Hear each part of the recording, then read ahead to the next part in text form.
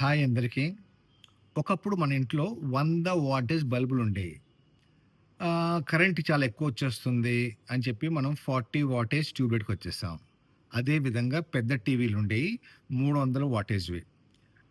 ఇది కరెంట్ ఎక్కువ కాలుతుందని చెప్పి మనం ఎల్‌ఈడీ టీవీస్‌కొచ్చేసాం. తర్వాత 40 వాటేజ్‌ల ట్యూబ్‌లైట్ కూడా కరెంట్ ఎక్కువ కాలుతుందని చెప్పి మనం సీఎఫ్ఎల్ బల్బ్‌కొచ్చేసాం. 30 వాటేజ్‌ల సీఎఫ్ఎల్ బల్బ్. ఆ తర్వాత సీఎఫ్ఎల్ కూడా కరెంట్ ఎక్కువ కాలుతుందని జెప్పి 18 వాట్స్ ఎల్‌ఈడీ బల్బ్‌లోకొచ్చేసాం. ఎల్‌సీడీకొచ్చేసాము. 40 వాట్స్ ఏమో కాలుతుంది. ఎల్‌ఈడీకొచ్చేసాము.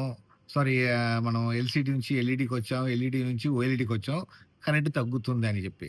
ఇక్కడ కామెడీ ఏందంటే ఇవన్నీ వాటేజ్ తగ్గించుకుంటూ వచ్చేసాం మనము.